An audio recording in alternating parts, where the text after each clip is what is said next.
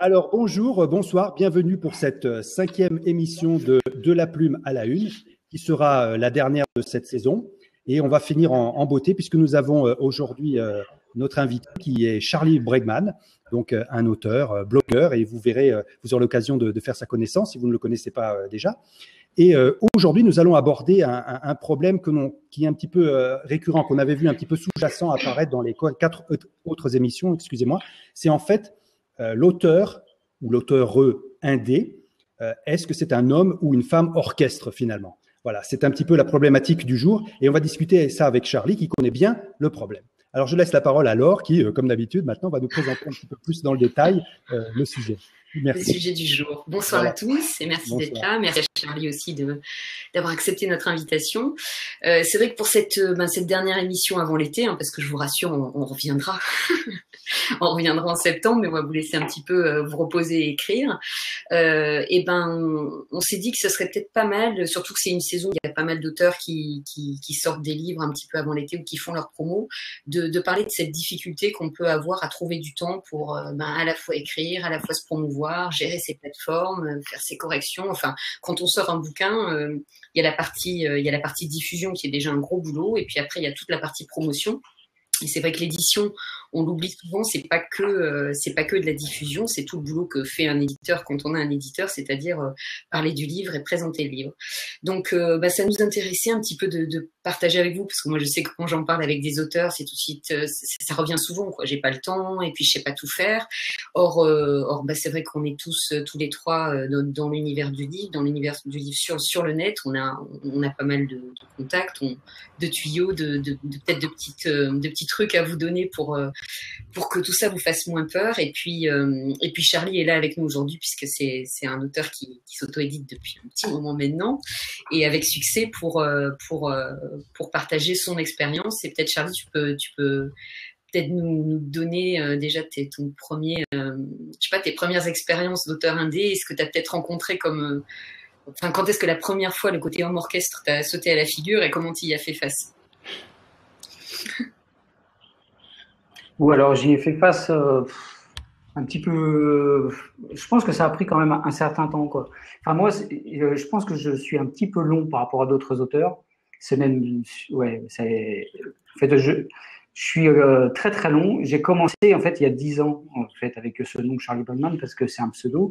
J'ai commencé sur un blog. J'ai toujours aimé écrire. J'écris depuis l'âge de 13 ans.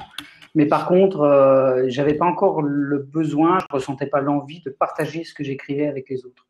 Et il y a 10 ans, je m'ennuyais un petit peu dans mon boulot, je trouvais que c'était pas forcément très intéressant. Et j'ai ressenti justement ce besoin de partager des textes, donc j'ai ouvert un blog et ça a commencé comme ça. Avant de devenir un auteur, en fait, j'étais blogueur. Et j'ai contacté un illustrateur sur Internet, j'aimais bien son blog, et puis je lui ai lancé un défi complètement fou. Je lui ai proposé en fait de partir dans une aventure, de publier l'intégralité de mon premier roman ensemble, c'est-à-dire que en fait le publier sur le blog épisode par épisode, et lui était chargé de faire une illustration sur chaque épisode. Ce que je lui ai pas dit, évidemment, pour pas lui faire peur, c'est qu'en réalité, mon roman n'était pas encore écrit. Je lui ai envoyé que les 50 premières pages. En réalité, c'était tout ce que j'avais. Mais en fait, c'était pas lui que je mettais un petit peu dans. Voilà, c'était plus moi. En réalité, je me mettais au pied du mur parce que je me rendais compte que je tournais en rond depuis quelques années et mon roman n'était pas bon. J'avais un premier roman de 180 pages, mais il a fini à la poubelle. Et comme ça, le fait d'avoir des rendez-vous toutes les semaines avec des gens qu'on connaissait pas. Au début, on a commencé, on avait 3 lecteurs et on a fini en 2007 sur toute l'année avec 300 lecteurs en moyenne chaque jour.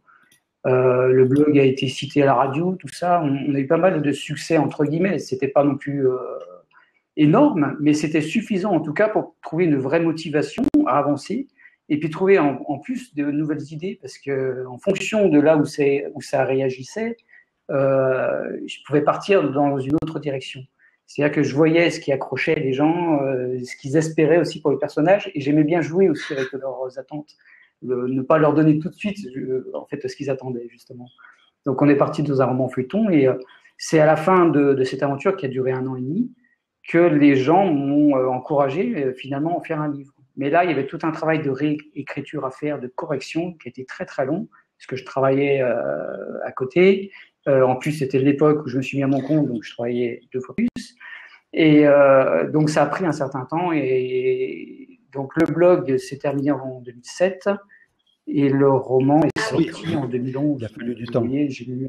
J'étais très très long. Et du coup, qu'est-ce qui t'a pris le plus de temps? Mais ça a été, cette approche-là, qu'est-ce qui a été le plus, qui a retardé le plus? Alors, en fait, comme il fallait que les gens reviennent, on jouait un petit peu les prolongations sur le blog. Donc, je me suis retrouvé avec un texte qui faisait 600 et quelques pages, qui n'était pas publiable parce que, oui, c'était. En fait, sans rien changer, je me suis rendu compte que rien qu'en faisant l'effort de retravailler le vocabulaire des phrases, je pouvais dire la même chose en 400 pages, ce qui est déjà énorme pour un premier roman, ce qui est trop d'ailleurs, en premier roman, je pense. Mais donc du coup, voilà, c'était très long. Je l'ai réécrit plusieurs fois. Et puis, il y a une correctrice professionnelle qui était tombée sur le blog, qui m'a contacté. Elle était en stand-by entre un job qu'elle venait de finir et puis un nouveau job qu'elle devait reprendre 1 mois et demi après. Et elle m'a dit, plutôt que de rester sans rien faire, moi, je veux bien vous aider à corriger le texte. Donc, je vais envoyer. Et puis là, elle m'a fait comprendre qu'effectivement, même si en orthographe, mon niveau était à peu près bon, c'était pas suffisant. C'est-à-dire que toutes les règles d'orthotypographie qu'on ne connaît pas forcément quand on est auteur, là, effectivement, j'ai pris conscience que j'avais plein de choses Donc, en fait, tu as commencé par la promotion et tu es revenu à la partie plus diffusion, correction, du coup, en temps de... Tout à fait, ouais. Et sur tes bouquins suivantes, du coup, cette approche-là, tu fais toujours de la même façon ou du coup, tu inverses maintenant? Alors, sur les livres suivants, alors, je suis sorti de la fiction un certain temps parce que j'étais tellement content de publier ce livre. Je l'ai sorti d'abord au format papier parce que Amazon Kindle Publishing est arrivé en France en novembre, je crois, 2011. Moi, j'ai sorti mon livre en mai 2011, donc c'était pas encore en France. Et le temps que je me familiarise avec ce nouvel outil, j'ai sorti la version numérique en 2012, en juillet 2012. Et en fait, donc je suis sorti de la fiction pour publier un livre qui s'appelait Écris ton livre, pour encourager justement les gens qui voulaient écrire un livre, justement, aller au bout, parce que moi j'étais tellement content finalement de cette expérience que j'avais besoin de la partager. Donc j'ai fait une petite parenthèse de guides pratiques, mais qui sont plus des guides de motivation, je pense. Pour encourager justement, parce qu'il y a plein de gens qui rêvent d'écrire des livres et je trouve ça formidable, c'est une belle aventure. Et ce que j'aime dire aussi, c'est qu'un livre, c'est une aventure parce que même si on a une idée à peu près claire de là où on va, ce qui n'était pas forcément mon cas, mais même quand c'est le cas, là je le vois avec l'expérience sur d'autres livres, je l'ai vu, quand on commence un livre, au fur et à mesure, il peut évoluer, c'est-à-dire qu'on ne va pas forcément dans la même direction. Et je pense que à la fin de l'écriture d'un livre, on est un peu différent. On a appris plein de choses en écrivant. Alors ça, en fait, ça serait on pourrait dire, c'est surtout pour le premier livre, on va dire. On en avait parlé dans les émissions précédentes. C'est surtout un effort. On avait même parlé carrément du coming out. Hein, c'était la première émission.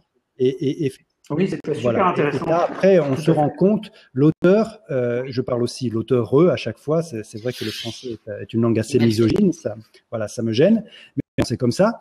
Donc, en fait, on se rend compte, il y a souvent des auteurs qui arrivent après, ils ont fait cette épreuve tout à fait, parfois pour eux, presque inhabituelle, surhumaine.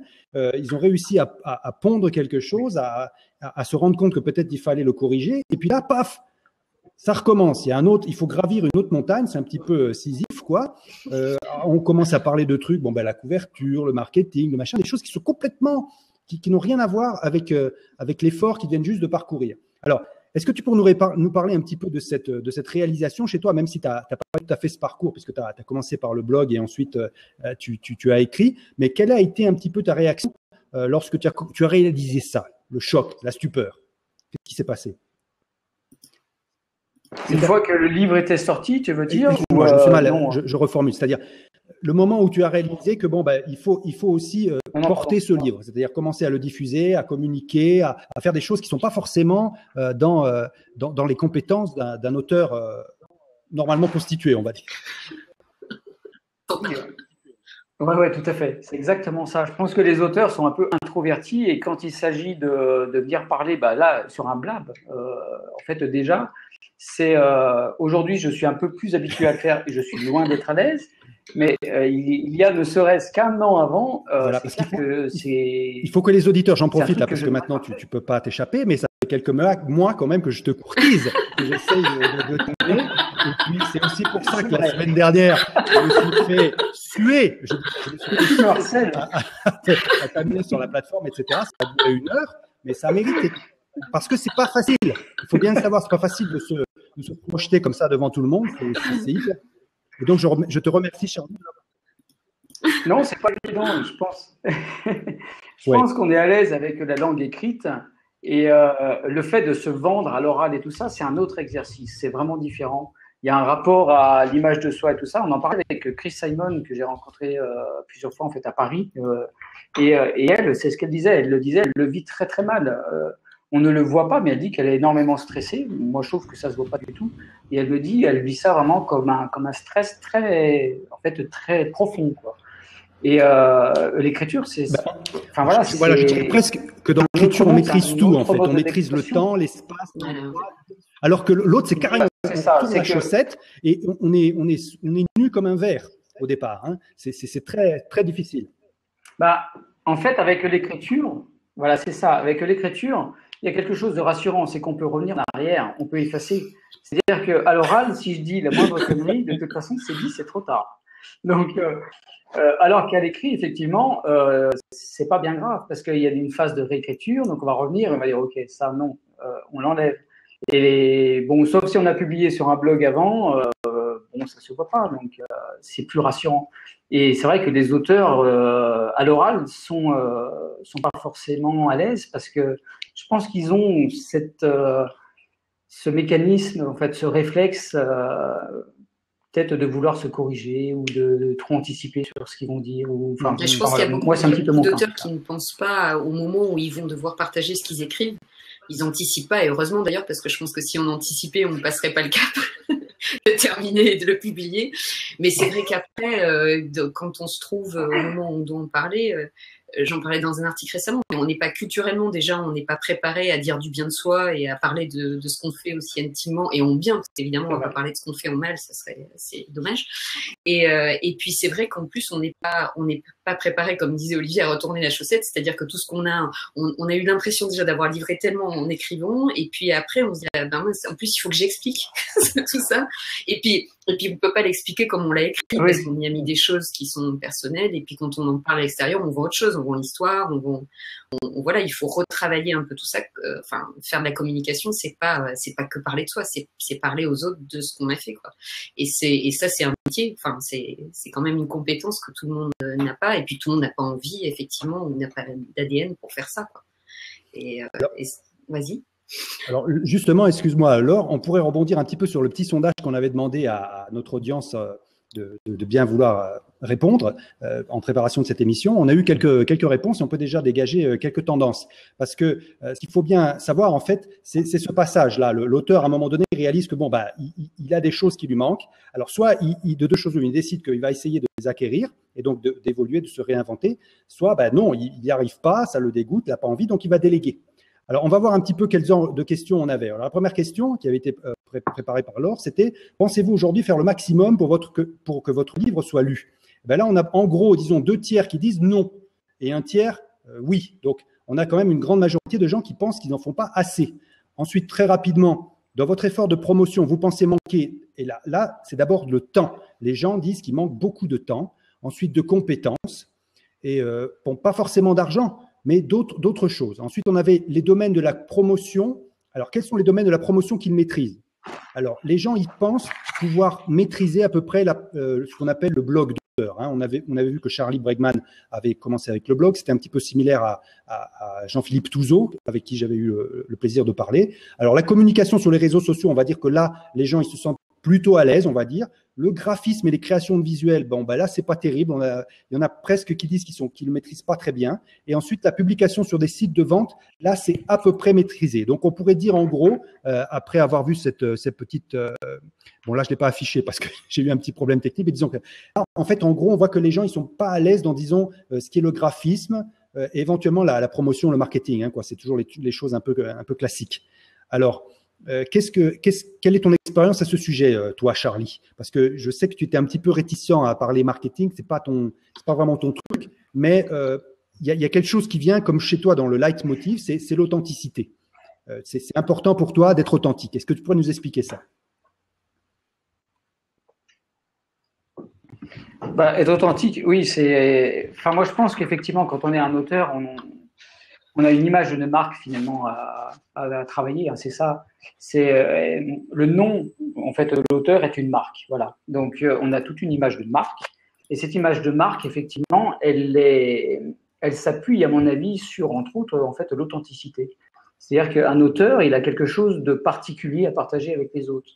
Si on cherche à devenir Zola ou je sais pas, Marc Lévy ou peu importe. On n'est pas finalement à la bonne place. Ce que les gens veulent lire, c'est un livre particulier, un livre de l'auteur en question. Donc, ce travail d'authenticité, parce que c'est un vrai travail, il faut d'abord prendre le temps, à mon avis, de comprendre qui on est, de comprendre ce que l'on a envie de partager avec les autres, de comprendre sa vision du monde aussi. Et plus on éclaircit cette chose un peu informe, enfin voilà, qu'on peut avoir dans la tête, plus ça va être facile.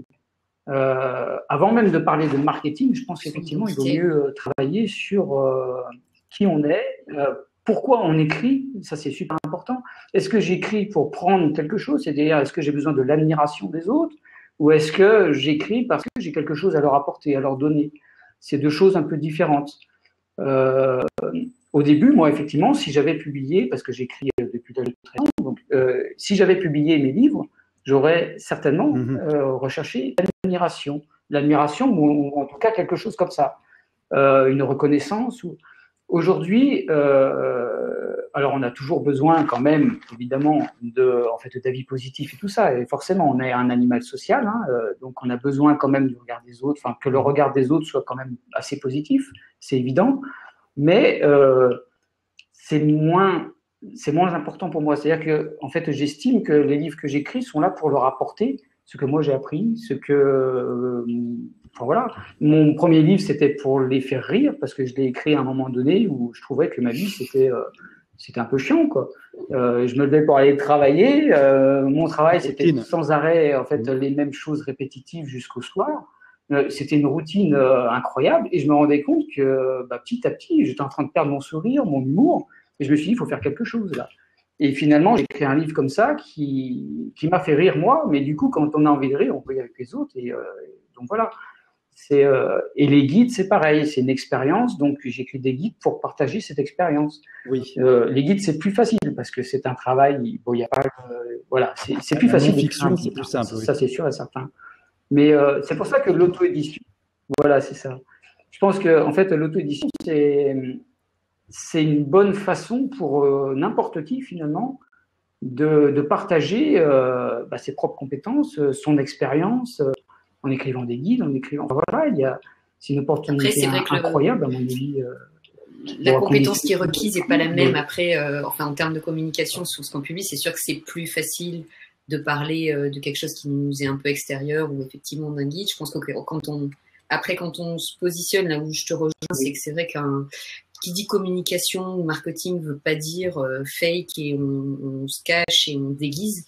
Moi, je suis absolument contre ça, et je pense que par contre, c'est vrai que ce qui est pas toujours évident, c'est d'aller de façon un petit peu pas objective, mais enfin et même positive, parce qu'on est souvent assez intransigeant avec soi-même, aller chercher ce qu'on fait de bien, ce qui est bon dans notre écrit, ce que ça peut apporter. Et là, pour le coup, même pour un guide, hein, on peut se dire bon, j'ai écrit le 36e guide de machin, puis on peut se dire non, mince, le mien il est différent parce que moi j'y ai mis mon ton, parce que moi les choses je les vois comme ça. Et ça, c'est assez, c'est difficile. Il faut faut un petit peu de bouteille ou un petit peu de confiance ou voilà, ou travailler ça ou avoir un œil extérieur pour se dire voilà, je présente ce que je fais de belle façon et je sais effectivement faire le tri entre ce qu'il y a de moi, ce que je veux présenter aux autres ou ce qui va intéresser les autres, parce qu'en fait à partir du moment où on parle de son travail, on cherche aussi à intéresser, donc on sort un petit peu de soi pour se dire voilà, imaginons que je sois le public, moi je sais pourquoi j'ai écrit, mais peut-être que mes raisons profondes elles vont pas passionner tout le monde, par contre ça va intéresser, enfin il y a un petit peu ce travail là qui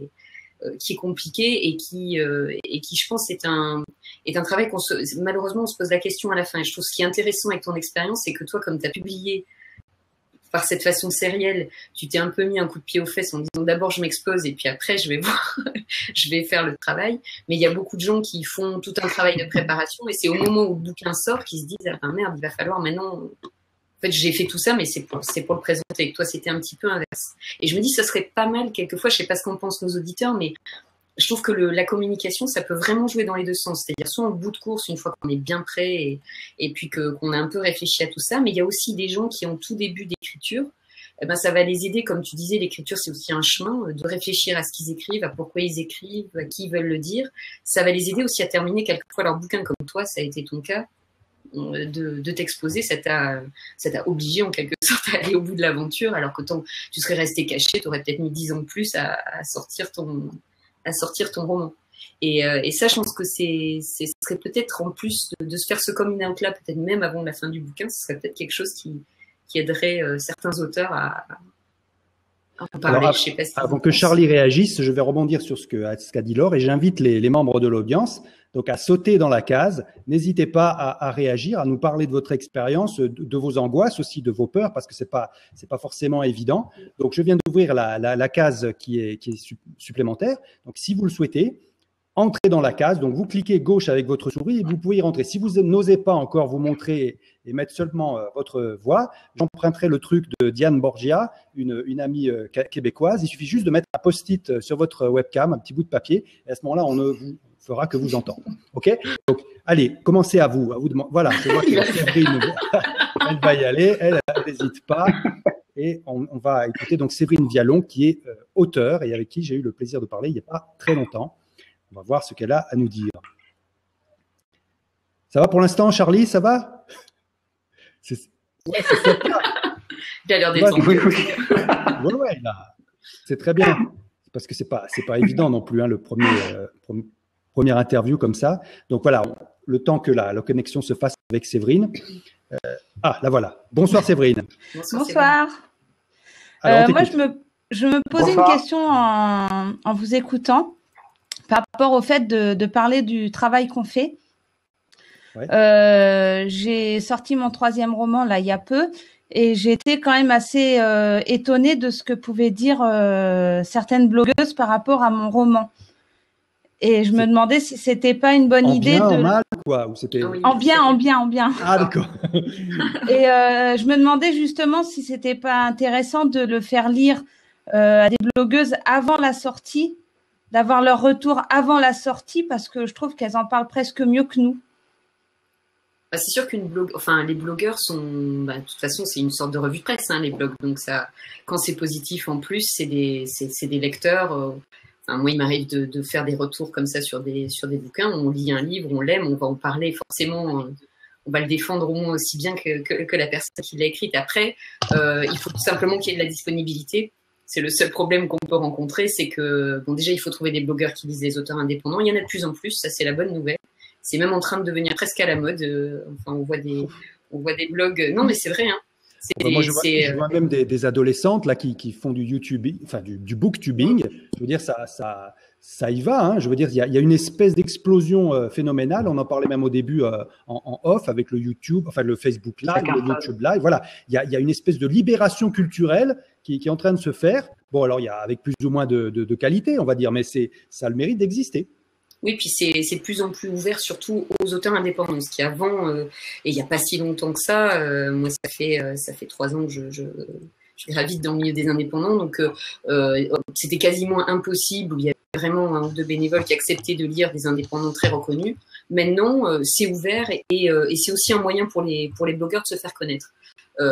Après, je pense que c'est comme tout, il faut, comme dans toute bonne relation de confiance, il faut se présenter, pas balancer son livre comme ça et puis trouver quelqu'un qui veuille bien lire. Mais ce qui est certain, c'est qu'en tout cas, dans ces cas-là, on bénéficie d'un avis de quelqu'un qui a l'habitude de lire et qui est souvent en plus qui apprend à la fois à l'auteur et puis qui est flatteur si la personne a aimé, ça c'est sûr. Après, faut constituer son petit, c'est ça qui est peut-être pas simple, c'est de constituer le petit groupe qui voudra bien vous lire régulièrement ou à chaque fois. Parce que du coup, ça permet de dire les choses. Enfin, c'est vrai que moi, j'ai du mal à dire de quoi parle mon livre, d'en parler moi-même. Et du coup, je m'aide maintenant de ce qu'ont dit les chroniqueuses sur le livre. Même si pour l'instant, j'en ai que 2, je m'en sers. Et parce qu'elles ont une autre vision, si tu veux. Voilà. Oui. Ça peut te servir pour le 4e de couverture. Hein. Parlons concrètement. Voilà, ça peut parler pour faire le pitch. On parlait du AIDA, la Attention, Interest, Desire and Action. Donc, ça peut parler effectivement pour essayer d'amener les gens à lire votre livre, à les filtrer. Parce qu'il y a plein de gens qui s'en foutent de votre livre, il faut le savoir. Il y en a certains, il faut garder. Non, mais il faut garder ceux qui ensuite, c'est un petit peu comme la l'île du vinaigre, ceux qui vont ensuite garder cela et puis ils vont aussi propager votre livre par la suite. Oui.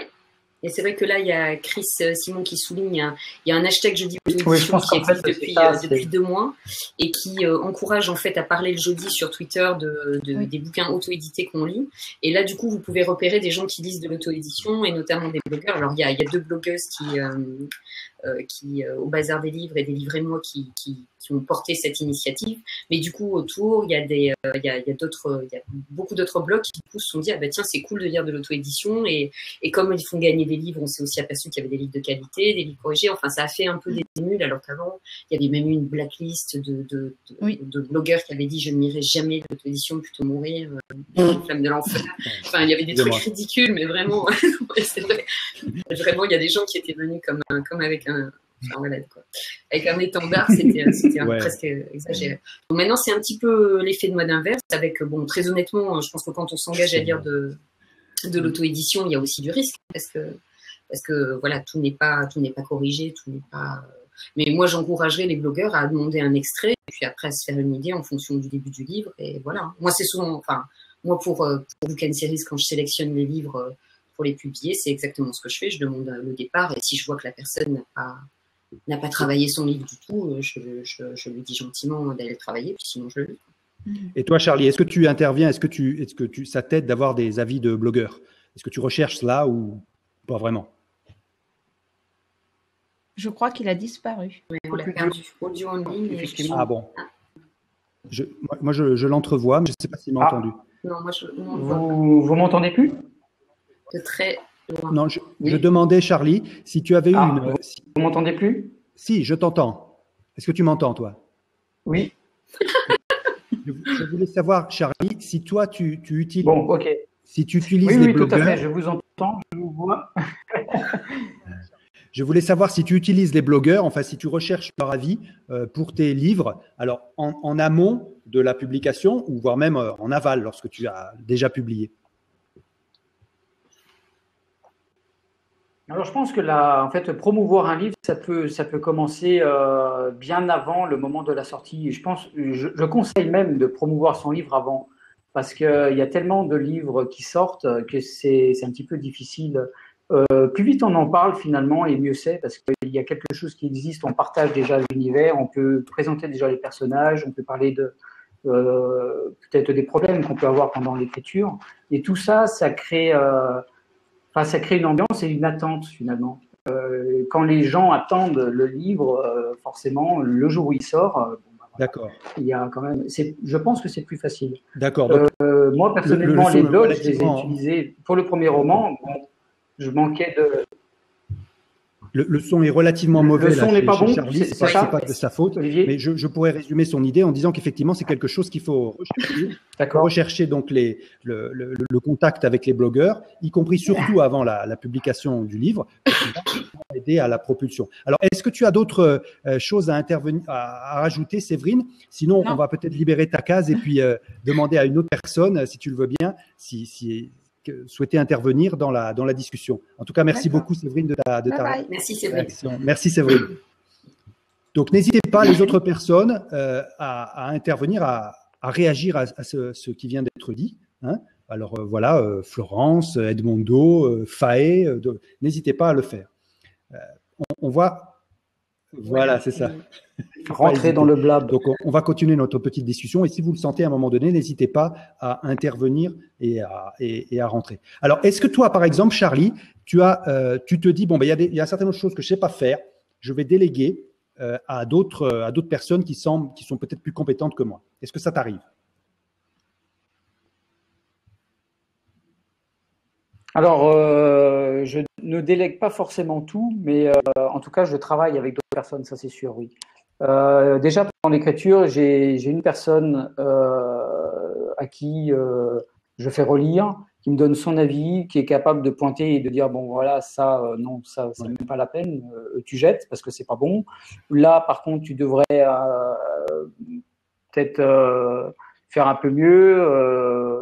Enfin, je pense que c'est intéressant d'avoir le regard extérieur parce que quand on écrit, on est vraiment finalement, quand on écrit une phrase, on est à la limite dans les détails. Et la vue d'ensemble, on a tendance à la perdre quand on travaille sur les détails. Donc c'est un peu le risque. Et on gagne du temps à travailler avec quelqu'un. Donc effectivement, quand on partage un texte sur un blog, c'est ce qui se passe. Les gens peuvent commenter, tout ça. On a leur regard extérieur à eux. Ça, c'est super important. Et sinon, bah, effectivement, il y a des échanges, par exemple, de services qui existent entre les auteurs indés, où on se relie. C'est un échange de services, c'est pas forcément une transaction financière, quoi. Hein, d'avoir le regard, c'est quelque chose, une relation qui se bâtit dans le temps. Non, il peut y avoir tout à fait. Il y a des échanges de services qui existent. Voilà, on compte nos heures et tout ça, et puis bon, voilà, c'est tout. C'est pas et ça marche bien parce que c'est vraiment c'est un deal en fait. C'est intéressant pour les deux parce que c'est en fait Bruno Chalard qui organise ça. Hein. Je ne sais pas si vous connaissez, mais effectivement, il a mis au point effectivement ces échanges de services sur son site. Bruno Chalard. Donc, il s'appelle Bruno Chalard. Bruno Chalard. Sur Facebook. Oui, voilà. D'accord. Voilà, tout à fait, ouais. Oui. Et donc on s'inscrit et puis donc on peut proposer ou alors publier en fait une annonce comme quoi on cherche un correcteur ou un graphiste. Enfin voilà, c'est pas uniquement pour les corrections, c'est pas uniquement pour les relectures, mais c'est vraiment intéressant. Je pense qu'on a tout intérêt effectivement à s'entourer des bonnes personnes parce que il y a certaines choses qu'on ne maîtrise pas et puis certaines choses qu'on n'a pas envie aussi de maîtriser, quoi. On aime écrire, on aime éventuellement réécrire. Faire le résumé, même ça, faire le résumé, moi je conseille plutôt de faire appel à un autre auteur. On n'est pas forcément le mieux placé pour rédiger son propre résumé. Moi, sur mon premier roman, effectivement, pour revenir à ce que disait la personne qui est entrée sur le siège, sur mon premier roman, j'étais passé par des blogueurs, je manquais de confiance en moi parce qu'entre 2007 et 2011, quand je l'ai sorti, je me suis dit, bon, il y a un peu de temps, j'ai retravaillé mon texte, est-ce qu'il est bon, est-ce qu'il n'est pas bon? Donc, j'en ai sorti 30 exemplaires, donc c'est rien du tout, au format papier. Et pour avoir des avis objectifs, en fait, dans ma famille, enfin voilà, pour dire, ils ne savaient pas que j'écrivais, ils ne savaient pas que j'avais sorti un livre. Je voulais pas avoir leur avis, ça m'intéressait pas. Et puis de toute façon, j'étais même pas prêt d'ailleurs à affronter ça, en plus.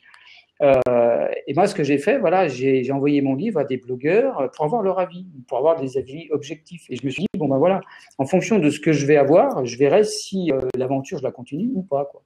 Et comme les avis étaient encourageants, ben c'est comme ça que ça a continué. Mais donc c'est vrai que travailler avec d'autres personnes, avoir leur avis à eux, c'est très positif. On gagne du temps, on gagne de l'argent. Non, voilà, c'est sûr qu'il y a un réseau d'entraide assez fort. Heureusement, d'ailleurs, on en parle souvent ici, qui existe entre les auteurs. Après, c'est vrai qu'on a parlé aussi du danger, entre guillemets, des relectures et des interventions multiples pendant l'écriture, en tout cas. Après, c'est vrai que je pense qu'un auteur a pas de mal à se plonger dans son écriture ou à réécrire ou à partager autour de l'écriture. Il a plus de mal, enfin moi de ce que je vois, c'est dès lors qu'on passe à autre chose, des choses plus techniques. Hein. Moi, par exemple, tout ce qui est diffusion, tout ce qui est plateforme, tout ce qui est aspect technique des choses, ça me saoule clairement. Enfin, je fais le minimum vital, mais c'est un truc, ça m'éclate pas du tout. Après, tout ce qui est com, forcément, sans doute un peu, ça m'amuse plus. Et puis, je trouve que ça enrichit mon écriture, alors que savoir techniquement comment faire un e-pub, ça enrichit pas mon écriture, quoi. C'est juste un mal nécessaire, mais voilà, ça me nourrit pas. Et c'est vrai que c'est dans ces étapes-là que chacun va trouver son affinité. Certains vont être graphistes, donc ils vont passer du temps sur leur couve. Moi, j'aime bien ça, par exemple, faire des briefs, et même si je réalise pas moi-même, j'aime bien le faire. Après, je pense je suis pas partisane de perdre du temps là où on n'est pas compétent, quoi. Je sais pas si toi, tu sens, Charlie, ou si les gens qui sont là ont une compétence. Je pense on sent tous quand on rentre dans un domaine qui n'est plus l'écriture, qu'on a un petit, voilà, on est doué dans quelque chose plus que dans d'autres. Et puis du coup, là où on n'est pas doué, on a déjà tellement de choses à faire. Moi, en tout cas, je suis plutôt partisan soit effectivement de trouver de l'aide, soit d'acheter un service s'il est disponible, mais en tout cas de pas perdre trop de temps à apprendre des choses où on sait de toute façon on sera pas très bon, quoi qu'il arrive. Alors, est-ce qu'il y a des gens dans l'audience qui ont ce genre d'expérience, qui ont peut-être même pas forcément une expérience heureuse? Je veux dire, ils ont collaboré avec quelqu'un puis ça n'a pas bien marché. Est-ce que vous seriez prêt à nous en parler, à partager avec nous c'est ce que vous avez fait? Alors, je parle à Valérie, à Florence, à Edmondo, à Chris, à Nathalie, à Faye qui nous avait parlé la dernière fois. Peut-être que Faye, cette fois, tu vas rentrer, tu vas nous montrer ton visage. Bon. Oui, ouais, Stéphane qui aussi. Voilà. Alors, n'hésitez pas, cliquez sur la case et puis on papote. On est entre nous, on est juste, il y a 11 personnes qui regardent actuellement. C'est pas la mer à boire, donc n'hésitez pas. Et puis aussi notre ami anglophone, là, Stéphane Wendell. Je ne sais pas s'il est s'il nous suit du Canada, des États-Unis. Non, de Paris. Stéphane, je l'ai rencontré au salon du livre et il est Paris. Mais c'est un expatrié. Voilà. N'hésitez pas, rentrez, on est prêt à discuter avec vous. Ça serait sympa d'avoir aussi vos opinions. Voilà, alors, en attendant que quelqu'un se décide, Faye nous dit qu'elle n'est pas très douée en marketing. Enfin, ça, c'est le grand classique, on va dire. Hein. Parce que c'est pas une science exacte, le marketing. Mais alors, il y a quelque chose. J'aimerais qu'on rebondisse un petit peu sur ce qu'a dit Laure. Elle a dit que elle s'éclate pas. Il y a un truc qui c'est pas forcément c'est pas son plaisir de faire ceci ou cela. Bref. Il est important de savoir que les compétences que vous n'avez pas, elles peuvent éventuellement vous apporter du plaisir. Je veux dire, il faut quand même avoir aussi la curiosité de l'enfant, c'est-à-dire, il ne faut pas oublier qu'on peut apprendre toute sa vie.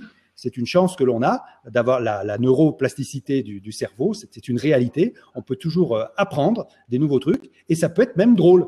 Je veux dire, je pense que Charlie Bregman, vous avez vu, il n'est pas complètement traumatisé. Je veux dire, c'est quelque chose qui est sympa de discuter ensemble, enfin, il me semble. Hein, et même là, vous voyez, je suis persuadé qu'il y a des gens qui ils connaissaient pas Charlie, et peut-être que on parle avec lui ou avec Laure aussi qui est auteur et votre serviteur un petit peu aussi. Donc, on peut connaître la personne et éventuellement faire connaître aussi ses écrits. C'est une autre manière. Hein, et on peut découvrir des choses qui sont sympas, qui vont faire sortir, qui vont vous grandir, apprendre à bloguer, apprendre à faire une couverture, etc. Est-ce que oui, après, il y a une fierté à apprendre tout ça. Exact. On est un petit peu. Moi, ça me fait penser surtout aux jeux de rôle. Hein. Je ne sais pas s'il y a des gens qui jouent à des jeux de rôle. Là, il y a les niveaux qui augmentent. On a les niveaux d'expérience et paf, on rajoute, je sais pas moi, on se spécialise dans la magie de l'eau, dans la magie de l'air, etc. Bref, et on augmente ses compétences. Alors ici, dans la vie réelle, ça c'est le CV, quoi. Bon, voilà. Bref. Bon, il faut que j'arrête mon délire. Donc, est-ce qu'il y a des personnes qui aimeraient bien réagir là-dessus? Enfin, ça, c'est Chris. Voilà, Chris. Avec Chris, Chris Simon, avec qui on avait eu une conversation tout à fait intéressante il y a un mois, je crois. Voilà. Salut Chris. Il faudra baisser un petit peu ta caméra parce que voilà. Exact. Super. Merci. Alors, vas-y. Écoute, oui, je veux rebondir sur. On peut apprendre beaucoup de choses. Moi, au départ, j'ai tout appris dans des livres. Et puis aujourd'hui, il y a des cours sur Udemy, par exemple, que tu connais. Oui, Udemy. Tu connais bien. Oui. Tu fais des cours dessus, non? Alors moi, j'ai 11 formations sur Udemy et j'ai presque 4000 étudiants. Oui, donc je connais Udemy un petit peu. Ce sont des formations qui sont super et ce que j'aime bien, c'est qu'elles elles sont spécifiques à une chose. Si vous avez besoin de faire une chose, vous avez un cours pour cette chose, donc il n'y a pas... C'est très efficace. C'est très efficace. Bon. Mais au départ, moi, j'ai appris avec les livres, puisque Udemy n'existait pas il y a 5 ans.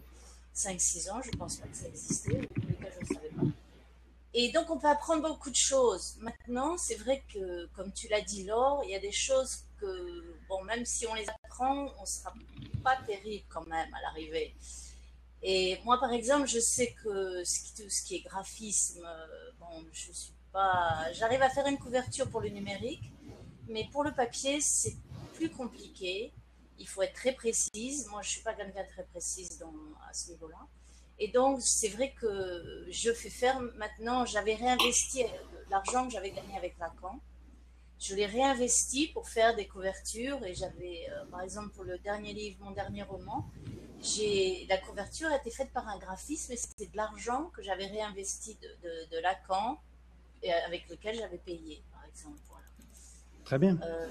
Donc, on peut fonctionner comme ça, c'est-à-dire qu'au départ, on peut faire les choses un peu gratuitement, essayer d'apprendre le maximum de choses, et puis ensuite, petit à petit, réinvestir un peu l'argent de manière à avoir des livres qui sont de plus en plus professionnels. J'utilise comme Charlie l'aide avec... dans le groupe de Bruno Chalard, et c'est vrai que par exemple la correction, c'est hyper important. Oui. Ça ne s'improvise pas.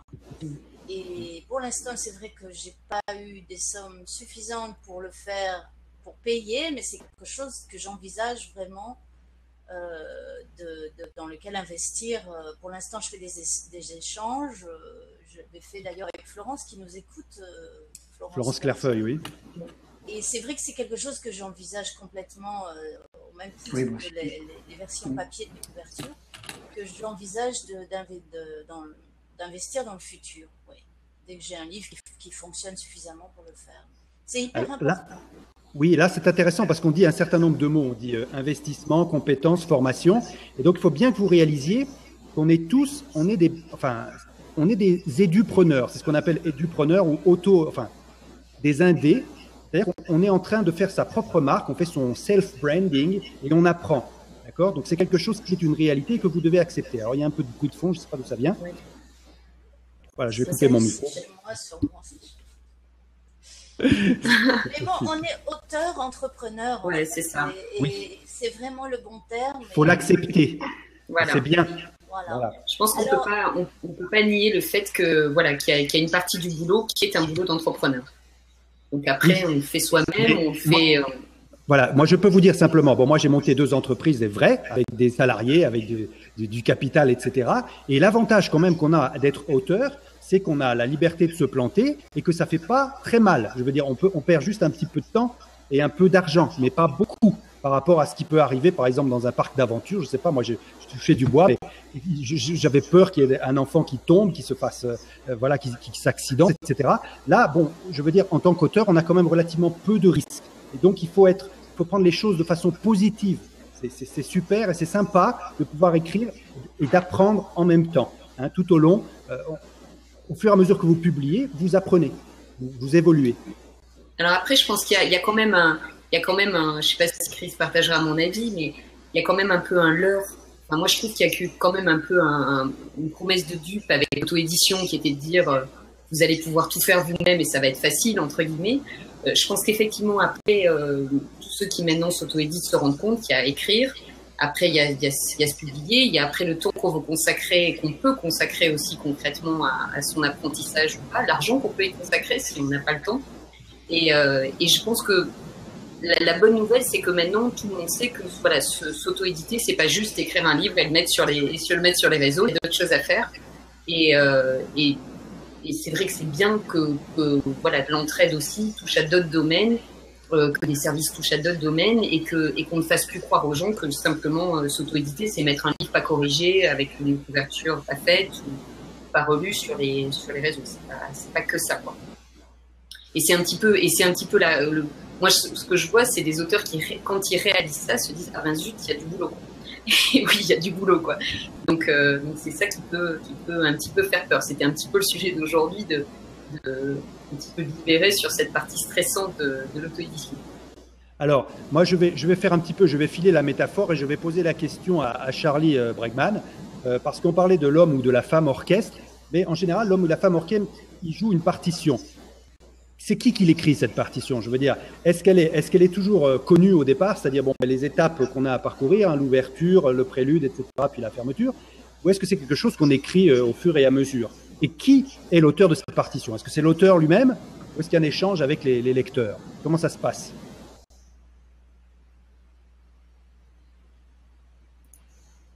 Je pense que ça dépend effectivement, mais on est à la fois en tant qu'homme orchestre ou femme orchestre, on est à la fois dans l'orchestre et chef d'orchestre. C'est-à-dire qu'on peut être tenté de vouloir apprendre tous les instruments pour pouvoir jouer la musique qu'on a envie de faire.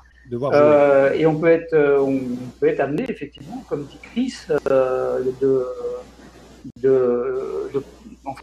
de traiter avec des professionnels qui vont jouer en fait à notre place. Mais on reste quelque part le chef d'orchestre finalement de l'œuvre. Après, est-ce qu'elle s'écrit avec les autres? En avant, c'est une édition qui se fait à plusieurs en fait. Une édition en fait collaborative. Et ça, c'est vraiment dans l'air du temps. C'est vraiment ce qui change par rapport à une édition normale où on a un éditeur et un auteur. Là, on peut être vraiment, c'est presque une œuvre collective. C'est-à-dire qu'avec Internet, c'est tellement facile de rentrer en contact, en lien avec plein d'autres personnes que, enfin voilà, et on peut effectivement faire une œuvre collaborative comme ça. Et, donc, excuse-moi, Chris, est-ce que tu pourrais s'il te plaît rafraîchir ta page? Parce que je pense que le problème de son vient de chez toi. Donc, il suffit juste d'appuyer sur F5. Non, parce que j'ai un Mac. C'est F5. Ah, excuse-moi. Je ne sais pas. Si, c'est F5 quand même. Attends, là, je pense qu'on n'a plus de problème. Tu fais entrer sur. Non, est-ce que vous avez de l'écho, vous, les gens, là? Oui, moi, oui. Ah, t'en as? Oui, un petit peu. Moi, j'ai plus un souffle. Ça a l'air d'être bon. Je vais vous quitter. Je vais vous laisser, d'accord. Mais je voulais signaler que Charlie a un très très bon livre pour faire des e-books faciles et je fais la promotion parce que je l'utilise. Il est extra, il est très court, il est impeccable et si vous avez vraiment vous ramez un peu pour faire des e-books, utilisez ce petit livre qui coûte 3 fois rien et qui va vous faire gagner des heures, peut-être même des semaines pour certains. Oui, c'est vrai. Je recommande vraiment, surtout si vous utilisez OpenOffice ou Word Doc, n'hésitez pas, que vous soyez en Mac ou en Windows, ça marche. Voilà. Et je vous dis à bientôt et merci beaucoup. Voilà, ça c'est un truc que je trouve formidable. Merci beaucoup, Charles. Quand une autre personne parle de nos livres, bonjour à tous. Finalement, c'est... Oui, ça marche toujours? Oui, ça marche, c'est bon. Moi, je pars alors. Ah, mais tu cliques sur la petite. Je ne sais pas comment on part. Sur la petite croix blanche sur le cercle noir là. Ok. Bye. Juste à droite. Bye bye. See you. Thank you. Bye bye. Non, il veut pas. Bon, ben, je vais te sortir moi alors. Hein. Le prends pas mal, mais je te sors. Hein. Okay. Allez, salut. Voilà. Non, en fait, ce qui est bien, effectivement, c'est quand on trouve en fait des lecteurs qui adorent un livre. Parce que finalement, je pense qu'on n'est pas très bon pour promouvoir nos livres tous, sauf effectivement quand ça plaît, quand on baigne un petit peu là-dedans. Mais c'est pas forcément notre grande nature. Donc bon. Et quand on est capable effectivement de rentrer en contact avec des gens comme ça qui ont adoré le livre, qui n'ont pas seulement lu le livre, mais qui ont adoré le livre, ça change tout parce que ce sont ces gens-là qui vont vendre le livre. C'est ces gens-là qui vont faire en sorte que il va être lu par d'autres personnes parce que eux, quand ils vont en parler, ils vont communiquer finalement ce qu'ils ont ressenti, ce qu'ils ont, ce qu'ils ont trouvé dans le livre et qui est essentiel finalement à leurs yeux.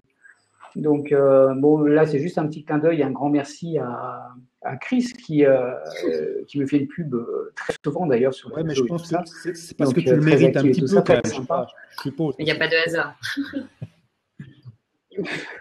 Non, mais bon, en fait, on ne peut pas plaire à tout le monde. C'est-à-dire qu'il y a forcément on a beau essayer de faire du mieux que l'on peut, il faut bien se dire qu'on ne plaira pas à tout le monde. Ça, c'est une évidence. C'est-à-dire qu'on va communiquer finalement avec des gens avec qui on est sur la même longueur d'onde et on n'est pas tous pareils. C'est pour ça que quand on parle de bons livres, de mauvais livres, moi, ça me fait un peu sourire.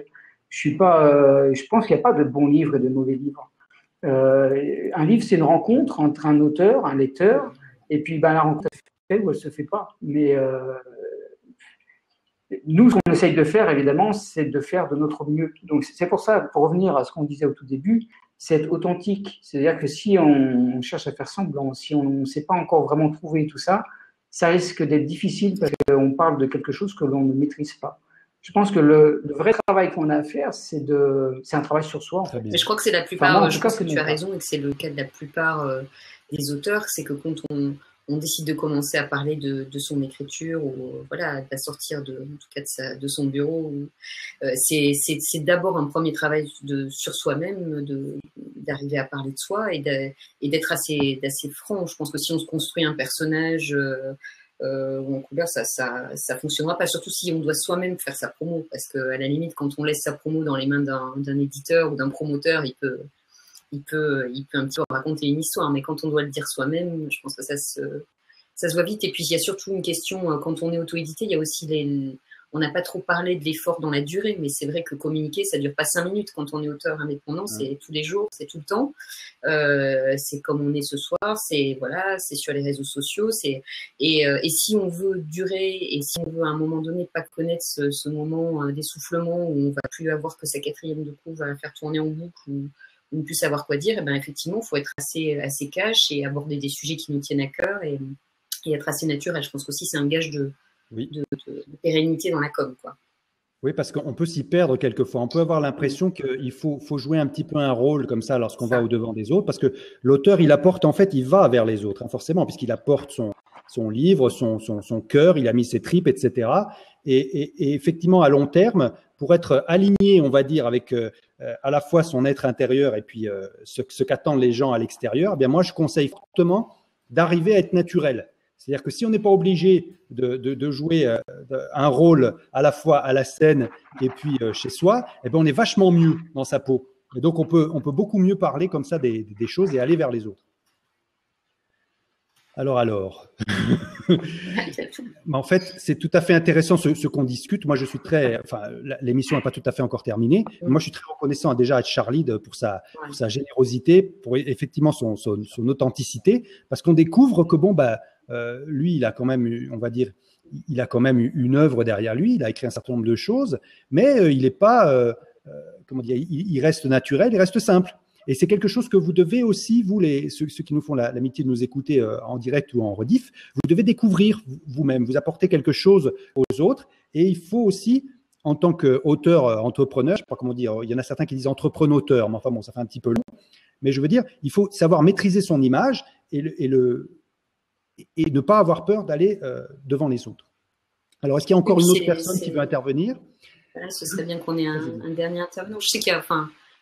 Parce que tous ceux qui sont là ici, on pas forcément. Enfin voilà, quand on voit Charlie qui a fait cet effort-là, qui a 1 an, il serait jamais venu. Je pense qu'il y en a un qui a une année. Il y a Edmondo qui s'y colle. Le retour d'Edmondo. Voilà, le retour, la vengeance. Ouais, bonsoir. Salut Edmondo. J'ai déjà vu cette scène quelque part. Je me doute bien. Tu vois, comme quoi j'ai fait des efforts, j'ai osé sauter dans la case. C'est très bien. Merci. On apprécie. Bonjour à tous. En fait, je voulais surtout rebondir sur deux petites choses qui ont été dites. Notamment, c'est vrai que en tant qu'auteur, entrepreneur, si je reprends le terme que vous avez utilisé ce soir, on commence à écrire un bouquin, on n'est pas forcément, dans sa tête, prêt à jouer aussi le rôle de promotion, dans la promotion. Et au bout d'un moment, on se retrouve avec le bouquin qui est prêt, qui va être édité, et on se dit ah merde, il va falloir que je fasse la promotion de ce truc-là. Comment je fais? Et je pense que je suis pas le seul à m'être posé la question une fois que le bouquin était prêt, parce que moi, mon kiff, c'était d'écrire le bouquin, c'est d'écrire des histoires depuis très longtemps. Et puis, au bout d'un moment, on m'a dit, bah ouais, mais maintenant, il faut peut-être le faire connaître, ton bouquin. Il faut trouver les gens que ça va intéresser, etc. Et là, je me suis dit, merde, comment je fais?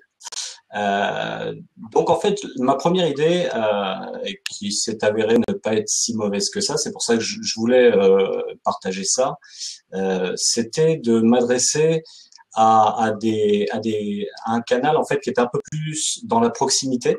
Moi, j'ai fait jouer en fait les journaux locaux, quotidiens, tout ce qui était presse locale, qui sont assez demandeurs finalement de ça. Et c'est un conseil que je peux donner parce que du coup, j'ai eu plusieurs articles sur le thème voici un nouvel auteur local qui va publier son premier bouquin. Puis ensuite, il y a eu le salon, donc j'ai rebondi aussi là-dessus. Donc en fait, ça s'est avéré assez payant, cette stratégie-là, de jouer sur l'aspect un peu local. On peut aussi jouer aussi sur certains thèmes du livre, des lieux, si on parle d'un certain endroit qui n'est pas forcément souvent cité dans les bouquins, on peut aussi jouer là-dessus. Donc c'est un petit conseil un petit peu en plus de ce qu'on a pu dire ce soir sur tout ce qui est réseaux sociaux, promotion, etc. Et finalement, ça s'est avéré assez payant dans mon cas, puisque j'ai eu droit à plusieurs articles là-dessus en jouant sur ce levier-là. Et c'est vrai que le régionalisme, on le dit souvent aussi, mais moi je dis souvent aux auteurs avec qui je travaille, commencez à aller voir les commerçants du coin. En plus, ça se fait pas mal, le dépôt-vente, les canards du coin. Et les auteurs régionaux sont des auteurs qui marchent bien. Quand les gens reconnaissent un lieu proche dans un livre ou peuvent croiser potentiellement l'auteur dans leur quartier, ils aiment bien ça. Et il faut vraiment pas hésiter à effectivement solliciter l'environnement proche, que ce soit via les réseaux sociaux, parce qu'il y a beaucoup de librairies, de petites librairies qui sont sur les réseaux sociaux aussi, de les interpeller sur le fait qu'on est du coin, qu'on parle du coin. Ça fait absolument, parce que ces articles-là ont été aussi relayés sur Twitter, sur Facebook, voilà, etc. Et peu à peu, ça grandit là-dessus en partant de ce levier-là, et c'est assez intéressant de l'utiliser. Oui, puis il y a des événements. Enfin, moi, j'avais une auteure qui écrivait sur les parcours des femmes et qui aussi faisait partie d'associations. Enfin, utilisait vraiment tous les leviers. Elle a amené ses livres quand on a fait une conférence sur un sujet dont parle le livre, par exemple. On est là, on est disponible. C'est vraiment quelque chose qu'il faut pas hésiter à pousser. Et c'est un angle que beaucoup de maisons d'édition considèrent de près, en plus. Absolument. Très bien. Mais ça, c'est un bon truc à savoir. Moi, je me rappelle aussi, j'avais interviewé Isabelle Sorel qui faisait de la fantasy. Ça, pour répondre à Firestorm aussi qui réagit. Je veux dire, il y a des gens qui sont friands des auteurs, les journalistes locaux, mais aussi les profs. Je veux dire, le français, c'est quand même une langue hyper dure à apprendre, enfin à assimiler. C'est très exigeant, c'est très élitiste. Et en plus, quoi de plus vivant de faire venir un auteur dans la classe, et puis qui réagit, qui lit, et puis et ça, à ce moment-là, le français devient vivant, tout à fait concret. Donc, vous pouvez, je suis sûr qu'il y a une théorie statistique et qui existe. D'ailleurs, il suffit de connaître 6 personnes dans le monde pour, avec les connexions, connaître le monde entier. Donc, vous êtes tout à fait capable de connaître un prof. On est bon là. Voilà. Et donc, voilà. Vous pouvez intervenir, par exemple, Faé à la mairie d'Étrechy, tu ne vas pas, et puis tu peux y aller, mais tu peux aussi aller dans un collège ou dans une école. Où on peut très bien aller voir son bibliothécaire, sa bibliothèque de la ville, et que ça marche très bien aussi. Il y a des comités de lecture aussi, donc il y a plein de possibilités à ce niveau-là. Et puis ça encourage. Je pense qu'il y a un truc. Vas-y. Oui, pardon. Je pense qu'il y a un truc aussi qui est intéressant, c'est d'être là où on ne s'attend pas à trouver un livre. Parce que moi, j'avais rencontré un auteur qui faisait justement sa promotion avec un vendeur de vin. Donc, à chaque fois qu'il se passait quelque chose avec ce vendeur de vin, il arrivait avec ses livres et finalement, les gens s'intéressaient parce que, en fait, c'était tellement surprenant de trouver des livres à cet endroit-là que forcément, ça attirait l'œil. Donc, c'était plus facile pour lui. Il en vendait plus facilement finalement avec ces gens-là qu'avec des libraires. Donc ça peut être intéressant. On peut penser aux fleuristes, on peut penser à des vendeurs de chocolat. Enfin voilà, je ne sais pas, on peut tout imaginer. Moi, je sais que avec les soirées Book and Sales que j'organise, les commerçants notamment de bouche, quand déjà les gens quand ils viennent là, ils sont plus décontractés. Il y a pas 20 000 bouquins autour, donc il peut y avoir quelques livres et on prend plus le temps du coup de se parler. Le livre est moins noyé Et effectivement, en plus, quand les commerçants aiment les livres, et ben là aussi, c'est des super bons promoteurs, quoi, parce qu'ils font pas ça tous les jours, donc ils vont se prendre au jeu plus facilement pour aller promouvoir un auteur. Alors que bon, voilà, un libraire, quand il a 2000 livres à faire, je dis pas qu'il fait pas bien son boulot, mais c'est plus compliqué de sortir du lot. Et en plus, en étant indépendant, c'est plus compliqué de rentrer dans le magasin déjà. Donc c'est vrai qu'il faut pas hésiter à aller proposer du dépôt-vente. En tout cas, quand on s'entend bien avec un commerçant, je pense que ce soit un coiffeur, un buraliste, un restaurateur, ça peut tout à fait le faire. Voilà, on a fait le plein d'idées, là, c'est bien. Ouais. C'est utile. Donc, en fait, vous voyez, le dénominateur commun, en fait, c'est d'aller vers les autres. Hein. Il faut quand même pouvoir sortir et puis ne pas avoir peur d'aller. C'est pas forcément de la vente, mais c'est communiquer. Vous avez fait quelque chose qui est important et ça peut aider les autres. Hein. Il y en a qui demandent ça. Je pense notamment aux. Enfin, je reviens avec ça, mais aux enfants, je veux dire, il y a des cours de français où ça peut être à la limite chiant. Donc, je veux dire, dès qu'il y a par exemple, je pense à Edmondo qui est auteur de polar. Le polar, c'est pas forcément quelque chose qui est lu tout de suite par les ados. Hein. Il faut attendre un petit peu plus, que les gens soient un peu plus mûrs. Et donc, c'est pourquoi ne pas parler des enquêtes, de polar, etc. Je veux dire, Charlie Bregman, il fait des fois des livres qui peuvent paraître un peu ésotériques. Mais on peut, je veux dire, c'est intéressant. Il faut aller vers ces gens-là. Il ne faut pas oublier que d'un certain côté, ils sont demandeurs. J'espère qu'on fera une émission là-dessus, mais il y a des ados qui font du booktubing, j'y reviens, et il y en a qui ont besoin de parler. Ils ont des piles à lire, ils ont des trucs. Enfin, il y en a qui dévorent les livres. Et c'est quand même très, très sympa, très réjouissant de le voir. Voilà. Oui, puis je pense qu'au bout d'un moment, il faut aussi faire preuve d'un tout petit peu d'audace. Et comme tu disais, tout à l'heure, on n'a pas grand chose à perdre finalement. Un mauvais avis à la limite, mais voilà. Je pense qu'il faut vraiment faire preuve d'audace et d'originalité dès qu'on trouve des idées, comme disait Laure, sur des commerçants de proximité, etc. Il y a plein d'idées, il faut juste oser. Voilà. Il faut être opportuniste, vraiment. Je pense que quand en plus on n'a pas de grands plans de com et de grands plans sur la comète, et ben moi j'ai toujours un bouquin dans mon sac par exemple. Faut vraiment saisir toutes les occasions. Si quelqu'un vous pose la question est-ce que tu écris, qu'est-ce que tu écris, ben t'as le bouquin sur toi, c'est quand même plus simple pour le laisser ou pour le partager ou pour voilà.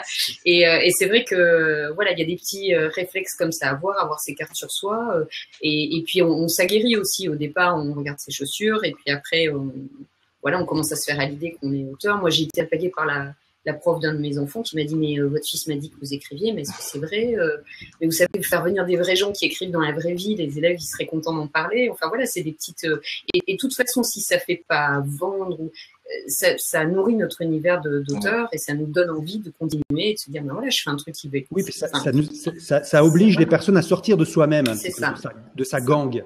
Hein, je veux dire, c'est un petit peu, je sais pas, moi je compare souvent, mais enfin vous me dites que c'est un petit peu osé, mais c'est un petit peu comme les entretiens d'embauche. Hein, faut pas avoir peur d'y aller et puis se dévoiler un petit peu. Et puis même si c'est un petit peu plus personnel, si vous voulez, mais même aussi dans un entretien d'embauche, faut quand même un petit peu laisser de sa personnalité. Faut laisser paraître. C'est pas un exercice de style. C'est pas comme passer le code de la route. Hein, c'est un peu plus personnel. Voilà.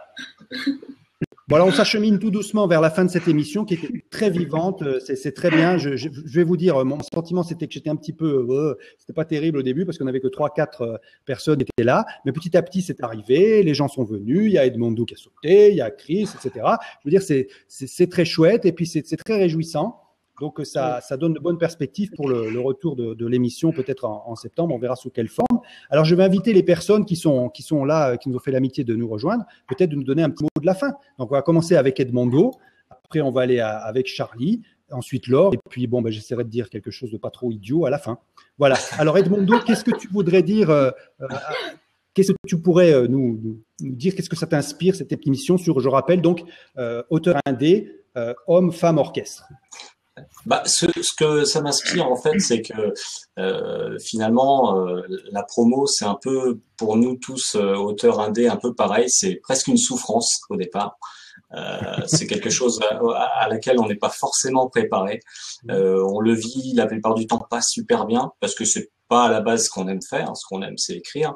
Et puis on est confronté à l'obligation de le faire, surtout quand on démarre.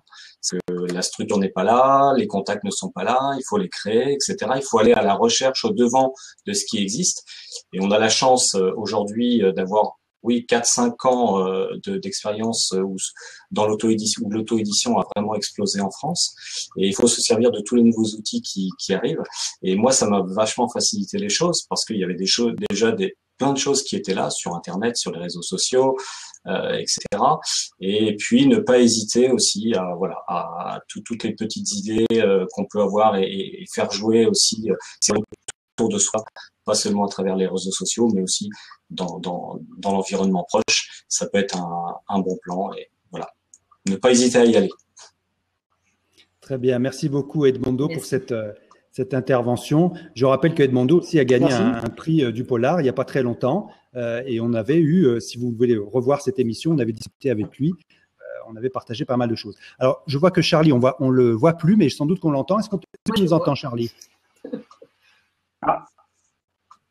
Oui, tout à fait, je vous entends. Vous m'entendez encore? Ok, alors, vous m'entendez? Oui, on t'entend assez bien. Donc, si tu le veux bien, oui. On attend un petit peu ta conclusion puisqu'on arrive à la fin de l'émission. Pour le mot de la fin. Oui, enfin, voilà, la phrase n'est pas quelque chose de très formel. Oui, alors, comment conclure? Je ne sais pas, mais bon, effectivement, on a dit beaucoup de choses. Enfin, je pense que vraiment, ce qui est intéressant, c'est qu'on vit à l'époque d'Internet et avec Internet, il n'y a plus de frontières, il n'y a plus de géographie, il n'y a plus de distance. Donc, c'est facile de rentrer en contact avec les gens avec qui on a besoin de travailler et qui vont vraiment nous aider à progresser, à avancer, à se dépasser. Voilà. Et je pense qu'on s'enrichit énormément avec les autres et il faut vraiment profiter de l'auto-édition pour ça. Je pense que c'est une grande école et Internet, c'est vraiment super pour ça, quoi. Voilà. Ok, merci beaucoup Charlie. Effectivement, c'est un petit peu l'idée de la collaboration que tu avais bien souligné lorsqu'on a parlé de la partition du chef d'orchestre, qui est l'auteur. D'accord, ben je vais passer la parole à ma complice et amie Laure. Alors voilà, qu'est-ce qu'elle va nous dire?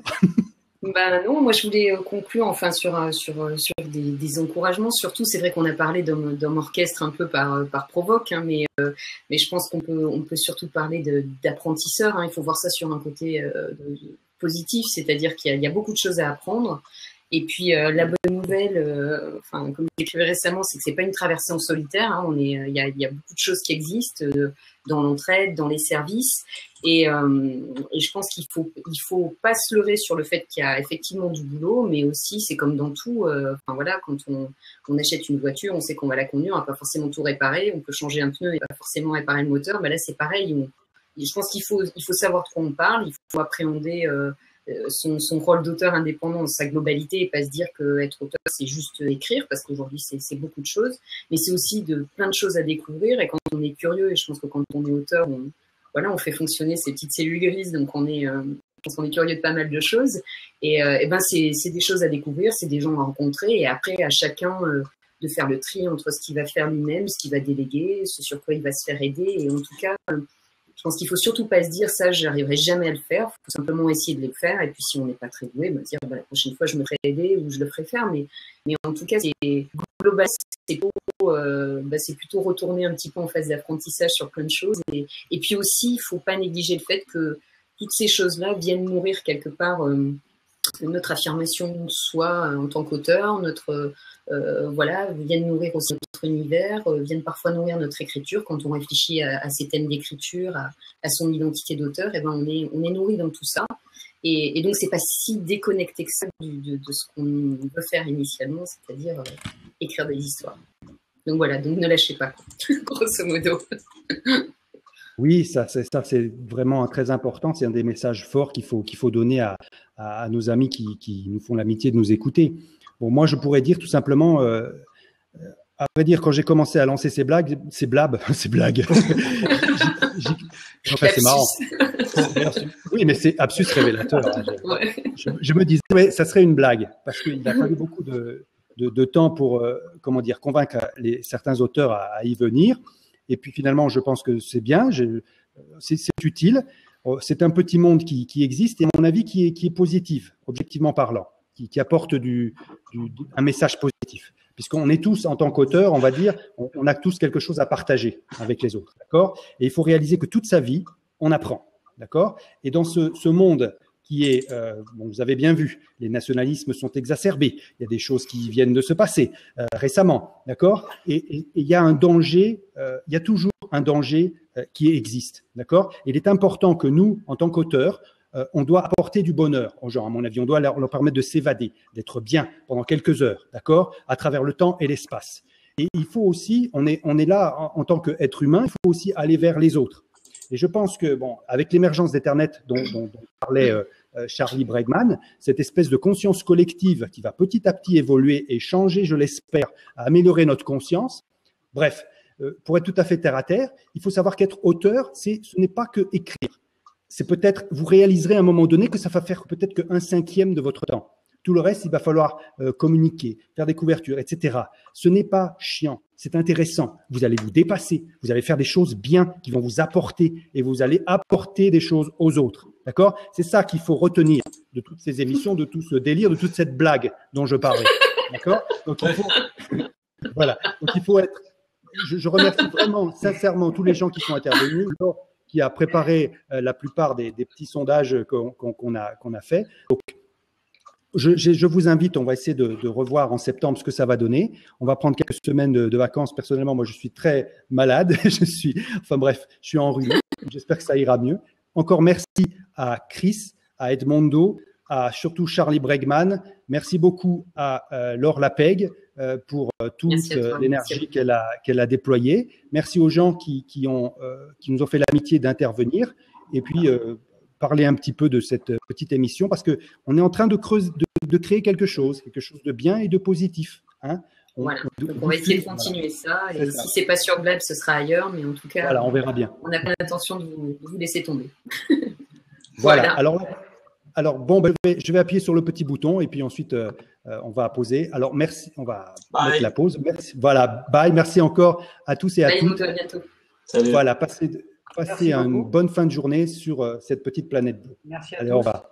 Bye bye.